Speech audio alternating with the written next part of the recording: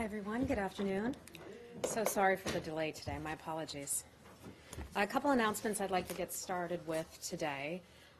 First, this is coming in from our folks who are in Afghanistan now, from the Acting Assistant Secretary, Alice Wells, who is traveling in the region for the Kabul process. Delegations from the Islamic Republic of Afghanistan, the Republic of India, and the United States of America met today, February 27th, in Kabul on the margins of the Kabul Process Conference for the fourth round of U.S.-India-Afghanistan trilateral consultations. Afghan Deputy Foreign Minister Hekmat Karazi, Indian Ministry of External Affairs Joint Secretary Deepak Mittal, and U.S. South and Central Asia Senior Bureau official Alice Wells met to discuss U.S. and Indian civilian assistance to Afghanistan, as well as regional issues of mutual interest to the three countries. All sides welcomed discussions focused on political, economic, educational, and developmental goals, and agreed that trilateral cooperation strengthens the economic and regional stability across many sectors in Afghanistan. The United States, Afghanistan, and India should continue and increase initiatives that support economic and developmental reforms in Afghanistan. All sides agreed to continue to work together toward a safe, peaceful, democratic, pluralistic, and prosperous Afghanistan that is free from terrorism. They agreed that the dialogue continues to advance shared values and goals, and decided that the next meeting should take place on the margins of the United Nations General Assembly in September later this year. Secondly, I'd like to say that the United States is shocked and saddened by the murder of a Slovak investigative reporter named Jan Kuciak and also his partner Martina Kusanerova. We extend our deepest condolences to their family, friends, loved ones, as well as Mr. Kuciak's colleagues at Aktuality.sk, that is a news site in Slovakia. There appears to be evidence that the murder was connected to his work as an investigative journalist. If that is true, we echo the Prime Minister's statement that this is an unprecedented attack on freedom of the press and democracy in Slovakia. Journalists must be able to work freely and safely to safeguard open and democratic societies. The crime calls for a swift, determined investigation to bring those responsible to justice. Next, I'd like to say that the United States is deeply concerned by the death of a Georgian citizen, Archil Tanushvili, during his February 22nd arrest and detention in the Russian-occupied Georgian territory of South Ossetia. We express our condolences to his family. The United States is also deeply concerned by the arrest of other Georgian citizens, Levan Koshtashvili and Yoseb Paliashvili, and call for them to be allowed to return freely across the administrative boundary line. The United States calls for a full accounting of circumstances of the tragic incident and continues to encourage all sides to agree on additional measures to strengthen mutual confidence and transparency in the affected region. Next, on Yemen, I know a lot of you are interested in what's going on in Yemen. I want to share with you that the Hudaydah port, which is the largest port in the country, now remains open. It has been open since December the 21st. You may recall that the government of Saudi Arabia initially reopened Hudaydah for a minimum of 30 days back in December. We strongly commend the Saudi-led coalition's decision to keep the port open. The gesture signals the coalition's serious intent to support the international community's efforts to address the humanitarian crisis in Yemen. Hudaydah is the country's largest port and is a critical entry point for much-needed humanitarian aid, commercial goods, including food, fuel, and also medicine. We urge commercial shippers to continue to use Hudaydah Port and U.S. government-funded cranes to transport vital supplies into the country.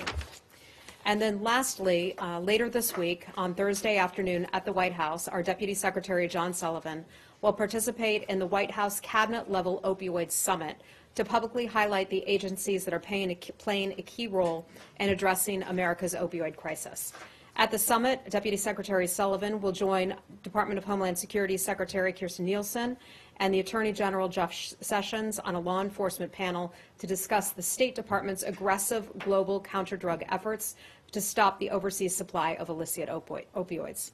Since the vast majority of illicit opioids like heroin and fentanyl come from overseas, the State Department has a crucial role to play in stopping the sources of supply as part of the broader U.S. government effort.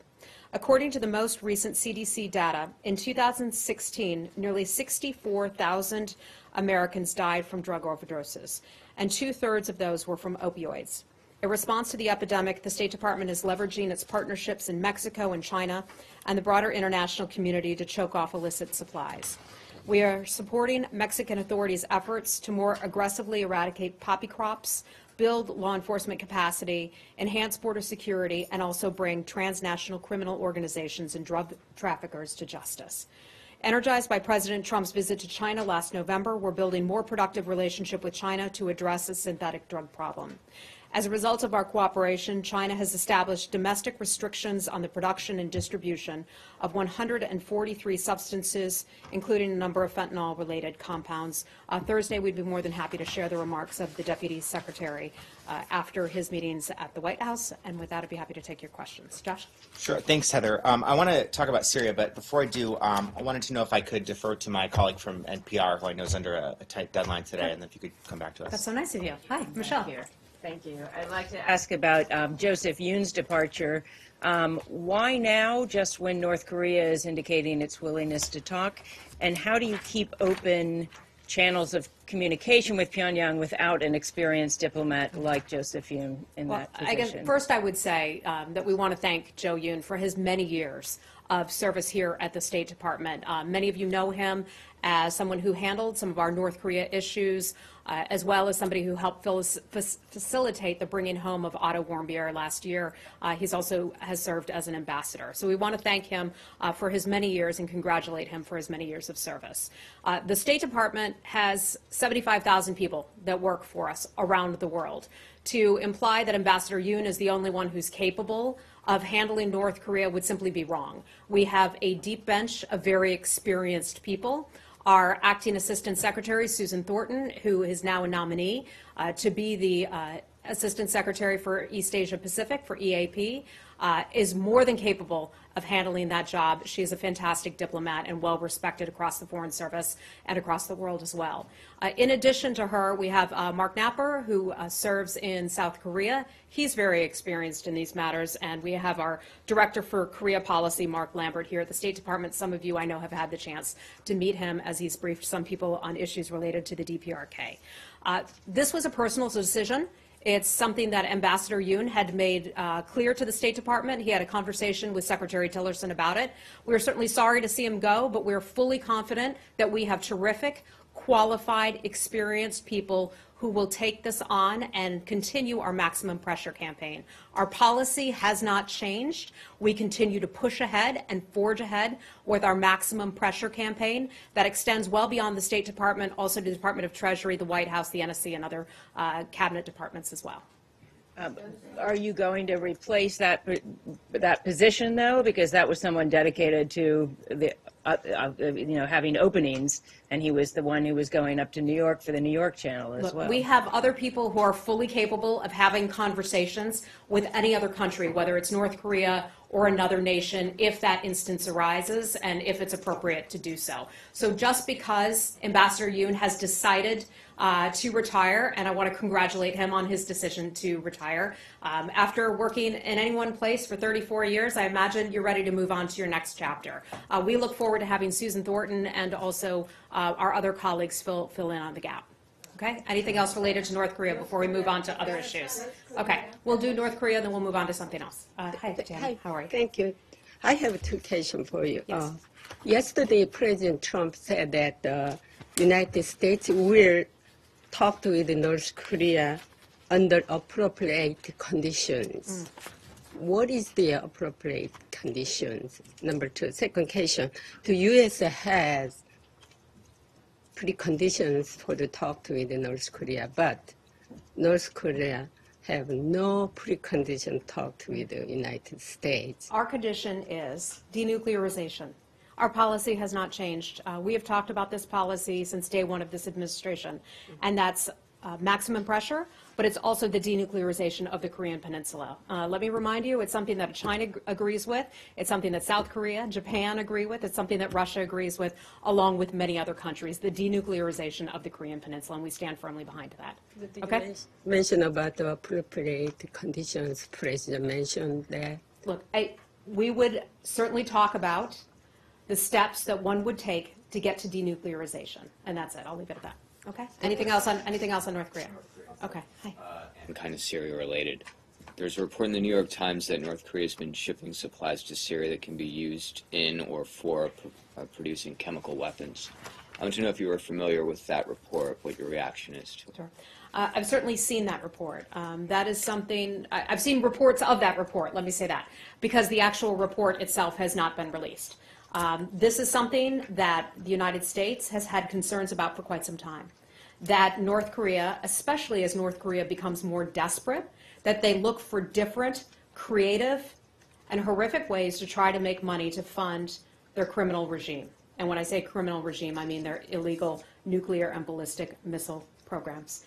If they are selling goods, material, whatever you want to call it, to Syria, it shows the depravity of that regime. And that is exactly why we stand so firmly behind our policy of denuclearization on the part of this administration and on behalf of the world.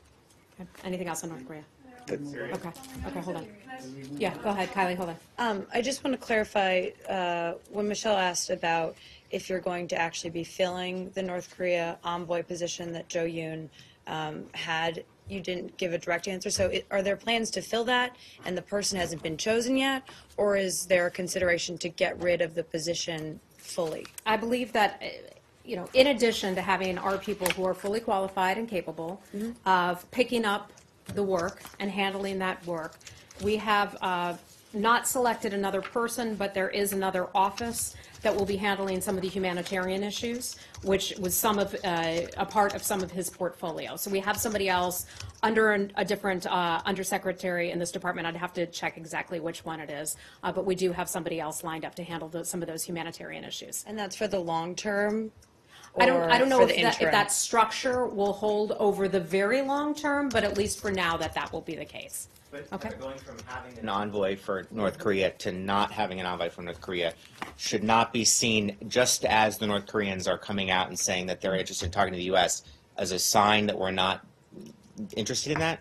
You would push us away from reading into the fact that you're going from having an envoy to not having an envoy for that specific purpose. The top national security issue for this administration has been and remains to this day the denuclearization of the Korean Peninsula, working on the maximum pressure campaign to try to stop North Korea from developing its ballistic and nuclear weapons programs. That is clear all along. If somebody chooses to retire, that does not change our policy. This is not a change in our policy or our intent in pushing forward with that policy in any way.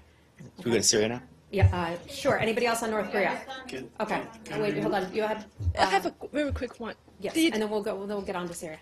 did Secretary Tillerson ask him to stay, given we're at a very critical moment with North Korea, and given if you really value his experience, did Secretary ask him to stay?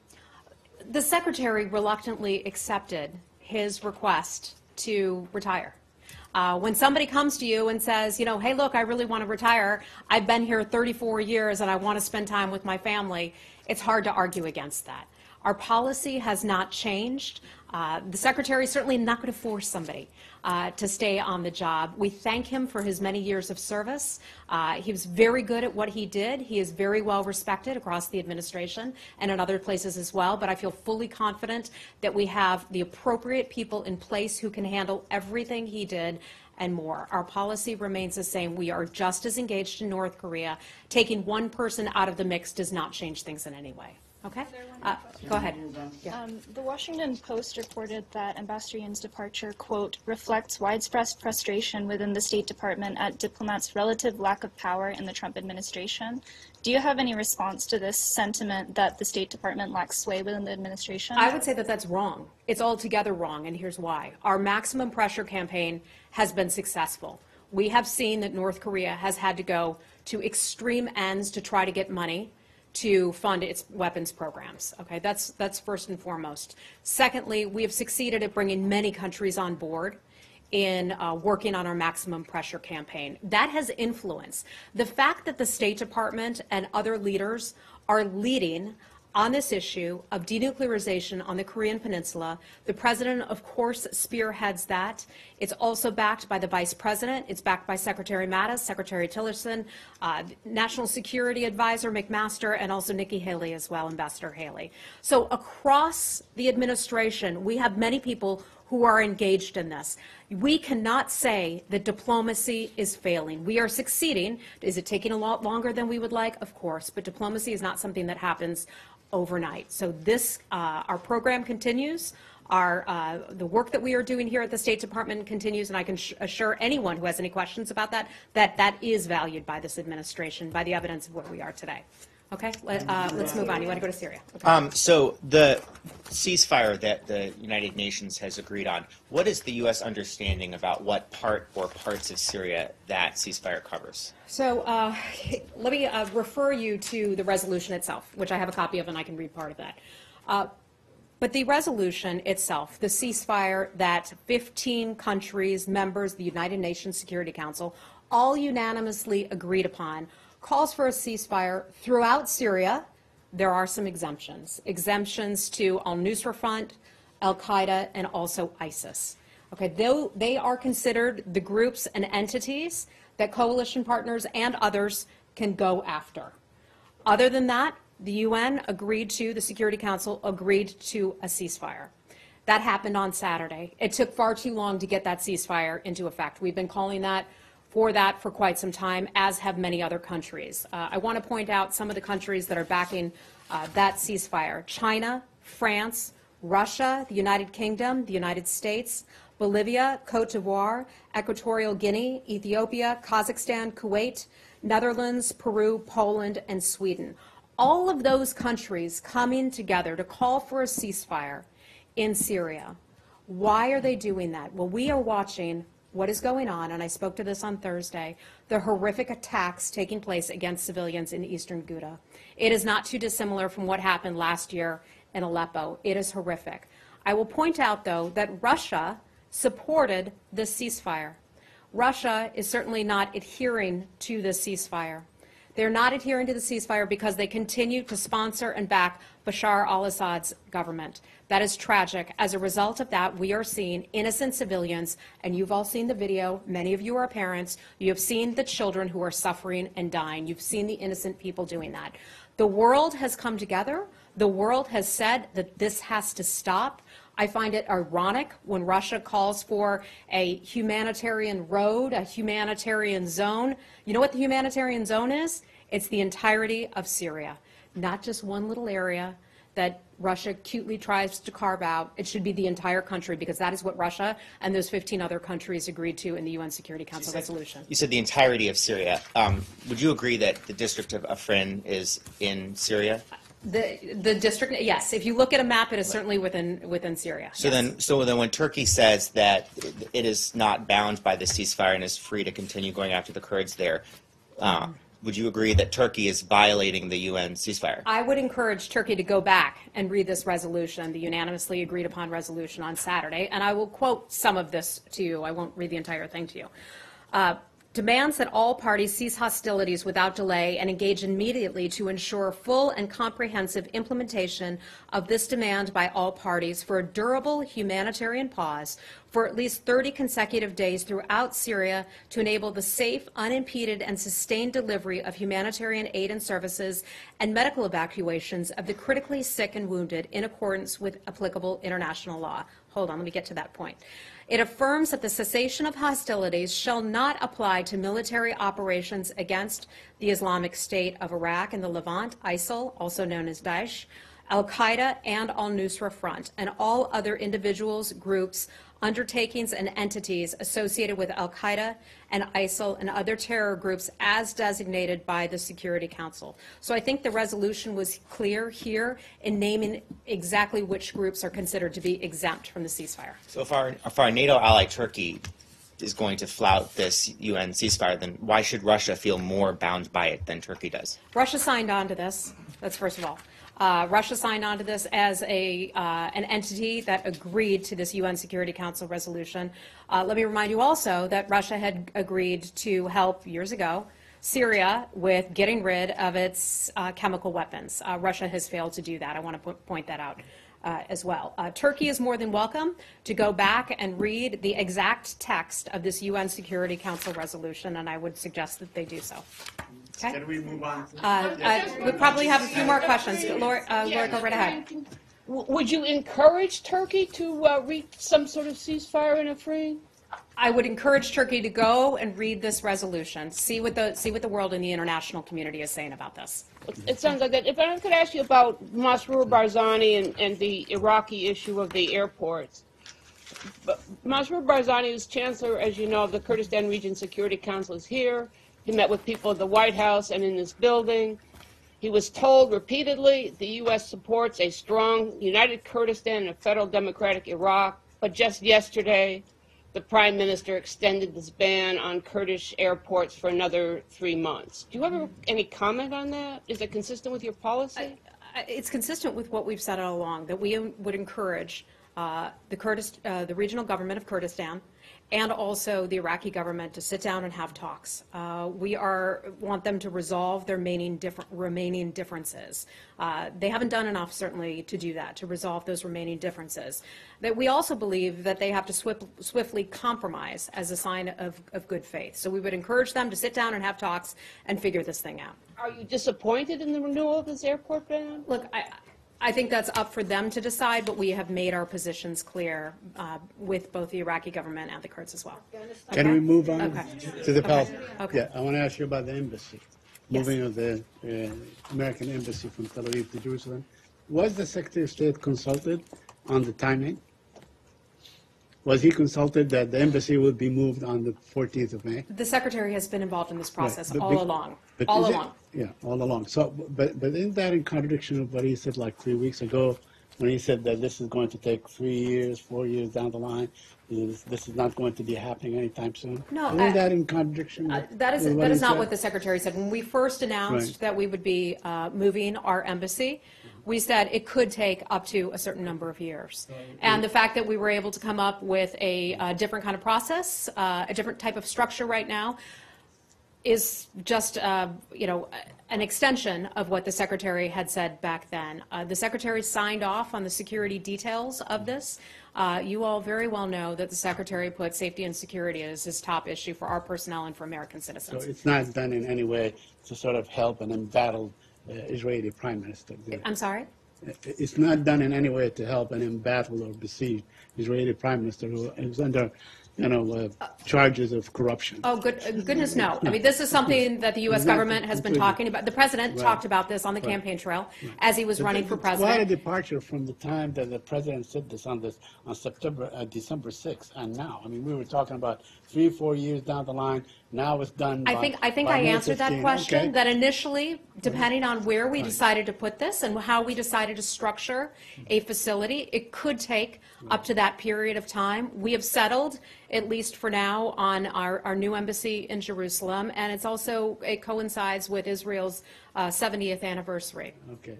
Now, let me ask you a couple of things with my colleagues' indulgence on this very issue. Okay. Now, the consulate in Jerusalem has always worked as some sort of a diplomatic mission to the Palestinians. Now, I know in your statement you said that it will continue to have that mandate. How will that work out? How does it work out? Well, it will continue to operate as an independent mission with an unchanged mandate, so it will continue all of the same functions. And my last question on the embassy. The State Department is apparently, the lawyers of the State Department are looking into the legality of Mr. Sheldon Adelson, a private citizen, paying for the embassy. Could you confirm that, or could you update us on this issue? Is it allowed that a private citizen can pay for an embassy? I can just say that it's premature to discuss financing arrangements. We have not had any formal discussions or any formal proposals of the sort. And when it comes to overall cost estimates, that's something that we'll have to work out with Congress. It has never happened in U.S. history that a private citizen has paid for a diplomatic mission. Not that I am aware of, but perhaps, very long ago, the first missions were perhaps paid by Americans. And I promise, my last question. Okay. Several months back, the Israelis arrested a 16-year-old girl. A couple of days ago, or last night, they arrested another 10 members of her family, including a 15-year-old and son. You have any comment on that? I think, as it pertains to that, The Tamimi family. it would be, yes, the Tamimi family. It would be an internal matter for the Israelis and Palestinians. You well know our position, and that is we believe all individuals, especially children, should be treated humanely and their human rights respected and upheld. Okay, thank So you. would you call on them to release? The facility in the Arnona neighborhood where the U.S. plans to open the embassy in May, does the U.S. consider that piece of land to be in East Jerusalem or in West Jerusalem? The new facility, the Arnona site you're referring to, is located partly in West Jerusalem and what's called the No Man's Land. If some of you have been there, Saeed, I'm sure you've certainly seen it before. It's a zone that was formerly demilitarized between 1949 and 1967, and it lies actually between the 1949 armistice lines. So it's partly in West Jerusalem and partly in what's considered no man's land. Will you compensate the Palestinian family that owned that land before? Pardon me? Will you compensate the Palestinian family that owned that land before? Saeed, I don't have any information on that, okay? That's news to me. Hi. Hi. You know that May 14th is not Independence Day this year in Israel. The Hebrew calendar is different every year, and it's actually on April 18th. Was that taken into consideration? You didn't want to actually coincide with the holiday? Or you weren't aware of... I'm sorry, I'm not aware of the actual holiday scheduled calendar. My understanding is that it's to coincide with Israel's 70th anniversary. But it's not. That's the point. So well, I will see if there is some sort of change on that for you. Thank you. Thank you. Okay, let's move on. Nazira, hi. Hi, well, 70 thank years. you very much. You mentioned about Kabul conference. I'll check our calendar. Go ahead, Nazir. I forget my question. Yes, you get your question. It's okay. No. Kabul conference. What's your expectation? All the way from Afghanistan, Dave. By the way, welcome back. Nazira, go right ahead. Kabul conference. Yeah, I was the conference. What's your expectation? And also Tashkent conference coming soon too. Right. So a couple things going on and a lot going on in the region from where you're from, and we're pretty enthusiastic about it, at least in terms of our participation and our long-term hopes for Afghanistan, despite the horrific attacks that we have seen taking place. And I'm constantly reminded by the resilience of the Afghan people. Remember, last year there was a Kabul conference, and they held that Kabul conference immediately after, or not long after, there were some horrific attacks as well. So the fact that the Afghans are willing to go forward with that is impressive and a testament to their bravery. The Kabul Process Conference in general, it takes place tomorrow. It begins tomorrow. It's an Afghan-led, Afghan-owned initiative to try to bring together different international partners to coordinate international efforts to support Afghanistan's pursuit of peace. The Afghan government, the United States, is participating in this as well as international, other international countries. We anticipate that we'll have candid conversations about peace, about security, about overall connectivity, building and those types of things regarding Afghanistan, but also the broader region. The fact that the meeting is happening is something that's really impressive, and we look forward to being a part of that meeting. In terms of, you were asking about Tashkent, Uzbekistan, there is a conference that is being held there. It's being led by the government of Uzbekistan. The government of Afghanistan will take part. Uzbekistan has really what's considered a historic role. Our Acting Assistant Secretary Alice Wells, who's participating in some of these overall broader discussions, has spoken about this, and she's really pointed out that she sees a new Tashkent and how helpful they have been to the overall process and growing prosperity in Afghanistan. Among the things she said about this, it's a real opportunity for the region to embrace what we think is going to come out of the Kabul process, an Afghan call for peace, for reconciliation and affirmation. That is the answer to Afghanistan. And so to be able to gather in Tashkent and to have the regional powers and important global powers there to be able to take that proclamation and endorse it and look at how the region can support this is very important. We consider Uzbekistan as having a historic role in supporting stability in Afghanistan, and that conference is considered a real return to the international stage in a lot of ways. So we look forward to that. Thank you very much. Anything else on Afghanistan? Yes, please. Okay, go right ahead. Thank you so much. Jahazeb Ali from Airway News TV. A few weeks ago, President Trump said that no more talks with the Taliban, but Taliban released a letter asking American people to press their government to withdraw from Afghanistan. Taliban also offered to participate in the peace talks. So what is the future of peace talks, and will the U.S. be a part of any dialogue with the Taliban? Would you mind backing up and restating part of that question? I didn't catch the top part. Taliban released a letter. Oh, a letter, yes, in which they said they can be a part of the dialogue process. So will U.S. be a part of that dialogue process if it happens in the near future? So we certainly saw this letter and are aware of this letter. Any peace talks with Afghanistan have to be Afghan-led and Afghan-owned. That has long been our policy. The Taliban, unfortunately, does not seem ready at this point to sit down and have conversations about peace talks. We hope eventually they will, because that is the best way to be able to have peace in Afghanistan. Ultimately, we don't see there being a military solution to the situation in Afghanistan. Ultimately, it has to be a political situation, a political solution. And that can best be done if the Taliban is willing to sit down and have talks. Certainly, the United States government could have a role in that, but that is up to, that's really up to Afghanistan. But it has to be Afghan-led and Afghan-owned. The Secretary General of United Nations, Mr. Antonio, expressed his concern on the tensions between Pakistan and India, and he offered a role of mediator between the two countries. I'm just asking what role U.S. can play to ease down the tensions there, because a lot of fighting incidents and a lot of civilians and security officials lost their lives during the last few days. Understood. We think that both sides would certainly have to sit down and have talks about that.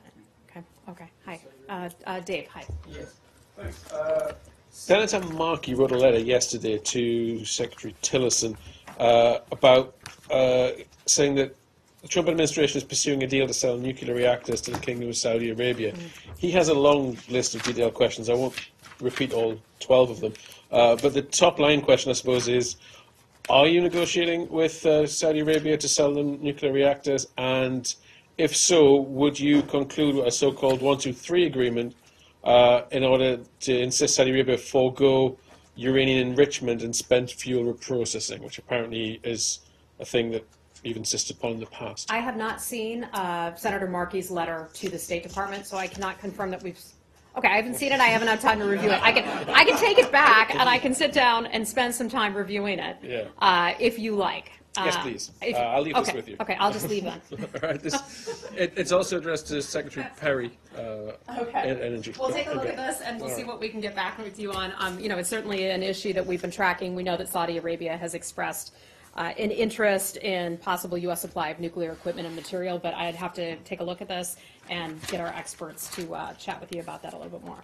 Are you opposed to Saudi Arabia utilizing nuclear power? Do you? Look, let me get with our experts, and I will get back to you all on that. Okay. Aside from the letter aside, are you sympathetic to Saudi Arabia's concerns that in a civilian nuclear agreement they should not be held to a more stringent standard? In other words, no reprocessing, no enrichment, than we are currently holding Iran to under the JCPOA? I'm going to have to check with our experts on that, okay? Apparently you all are better scientists than I am today, so I congratulate you on that one, but I'll get back with you on that, okay? All right, let's move on to something else. Kylie, go right ahead. I just had a follow-up. Are State Department officials headed to the meetings in London on Friday on this topic? I am not aware if our people are involved with that or not. We will certainly look at it and see what we get for you, okay? Cool, thank you. Connor, go ahead. On Russia. Today before the Senate, the Chief of U.S. Cyber Command, Admiral Rogers, told the Senate that after interfering in the 2016 election, Russia still had not paid a price sufficient to change their behavior in terms of interfering again in the United States elections. Tillerson had previously said that he wanted to move forward in the relationship. So does he share the Admiral's views? Does he share the Admiral's views about Russia meddling in the No, election? about not paying enough of a price. Look, I think we have laid out, and I've covered this many times before, so I don't want to spend our time going over this again and again. But the Secretary has expressed our grave concerns with what Russia did with regard to our election. The Secretary has also alerted the world and has had numerous conversations with his counterparts, not only in Europe, in the Western Hemisphere as well, where we see attempts Russia attempting to meddle in other elections. It is not unique to the United States. We remain concerned about this. Russia is certainly formidable in this. There are other countries that do the same types of activities.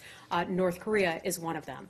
We continue as the government, as a whole of government approach, to take a look at different ways of hardening our overall electoral process. Some of that is being handled by the Department of Homeland Security. There are some efforts on the part of the State Department, although what we do here tends to be outward looking to other countries, not inward here in the United States, because we do diplomacy with other countries. But there are a lot of activities in place. We have talked many times, and I can go over the exhaustive list of sanctions and other things that the State Department, Treasury, and others have been imposing on Russia as a result of its activities. Just because Russia is called out or penalized for its activities does not mean that Russia is necessarily going to stop. And I say that in a broad fashion. If we look at what Russia has done in Ukraine, if we look at Russia activities in Syria, if we look at Russia activities in Georgia, I talked about part of what has happened in South Ossetia and Abkhazia as well years ago. So we see that they're involved in other things. The world has called them out for some of their activities. Russia eventually is going to, if they want to be, seen as a valued partner and a responsible partner for the world, they're going to have to step up and refrain from some of these activities. But so in terms of moving the relationship forward, does the Secretary believe that Russia has paid a sufficient price and therefore we could begin to move forward? You know, I'm not sure that we're there yet. I'm really not sure that we are. It is, and the Secretary has been clear about this, we're at a low point in our relationship with Russia. There are other countries that share that with us where we're at a low point. They may be at a low point with other countries as well. No, I will decline to name it. But he's been very clear about saying we are at a low point. Are there some areas where, as two nuclear-powered countries, that we will have to work together? Certainly there are. And there are some areas, despite all of our differences, where we are still working together. And I'll go back and I'll name that southwestern ceasefire in Syria, where the U.S., Jordan, and Russia are working successfully to have a ceasefire that has been in effect since July of last year. It would be nice if that could be used as a model in other parts of Syria. That's what one of the things that we're trying to push for. Okay. Anything else related to Russia? Yeah. Yes, Russia. Yeah. So today, the DC City Council, working with U.S. lawmakers, including Senator Rubio, held a ceremony with Russian dissidents to rename a plaza in front of the Russian embassy on Wisconsin Avenue. Is now on Boris Nemtsov Plaza in honor of the slain liberal politician. Now, obviously, this was an initiative that an external group of people came up with, but I noticed that Assistant Secretary of State Wes Mitchell was there. Does the State Department support this decision, and does it? Do you think it would be helpful in bringing pressure on the Russian mission and on the Russian administration more generally? You know, I can certainly tell you that this was a DC Council decision. I can confirm that Assistant Secretary Wes Mitchell was there. You know, I also want to reiterate what happened 3 years ago, earlier this week. Actually, it was just yesterday, and that's when the opposition leader Boris Nemtsov was assassinated just outside of the Kremlin. I'd like to read from you a little bit from the statement we put out because it was yesterday, and I know we didn't brief yesterday. In honor of the memory of Boris Nemtsov's life and his work, we renew our call on the government of Russia to uphold its obligations to promote and protect universal human rights, including freedom of expression, peaceful assembly, and freedom of association. We urge the Russian government to ensure that all involved in the crime of his death, including those who organized it or ordered it, are brought to justice. The Russians are going to rename the street outside the U.S. Embassy in Moscow. Is that something that you're all worried about? One fundamental freedom that we hold here, and very dear to us in the United States, is the freedom of expression and freedom of the press. If Russia should choose to rename the road in front of our embassy, that is certainly their choice. That is certainly their choice. And I think that would, in fact, be a good example of our support of freedom of the press and freedom of expression. We hope that journalists will be able to cover various news events in Russia or things that take place here in the United States, and that they could report as freely as all of you can. Department issue? Can I ask about it? Department related? Yes, there's radio. I'm going to get to some other people here, okay? I'll come back to you after I call on some of our other journalists, okay? Go Thank ahead. you so much. I understand the White House has some comments on this before. I just want to know if State Department have anything to add on China. Do you have anything on Chinese proposal to abolish the presidential term limits? Certainly. So we've been following very closely what has happened in China and the response to the China Communist Party seeking to abolish term limits there. Strong institutions, and this is another fundamental freedom of the United States, we believe that strong institutions are more important than individual leaders. Promoting human rights and democratic governance is a core element of U.S. foreign policy. It's an essential foundation of a stable, secure, and functioning society. The United States remains unwavering in its commitment to advance personal liberty, human dignity, and global prosperity globally. And that's all I have for you on that. Okay? Cuba. Radio Cell, which is something that you sponsor and finance. Is it true that it is closing its services at the end of the month, I think, Radio Cell? I'm not aware of that. I'm not aware of that, okay, but well, it's an Arabic service radio that the State Department has sponsored since 2003. And in fact, we had a colleague come in here every day for a long time until last year. So what is the status on Radio Cell? I will take a look at that. We will take that question, and I'll get back with you on that. Okay. Cuba. Thank you, Ms. Nauer. The 4th of March is fast approaching, and we wanted to know if the U.S. has decided to replenish its diplomats in the embassy in Havana. That's the first question.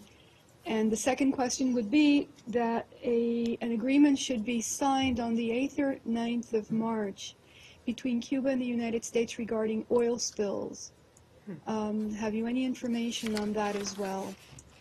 In terms of our order departure status, which is the current status at our embassy in Havana, we have to review that every 30 days, and the next time that is up is actually March the 4th, so that's coming up on us quickly. In the reviews, the department weighs various factors as to what, in determining if we wanted to open up our embassy to having more employees and more colleagues back in the embassy.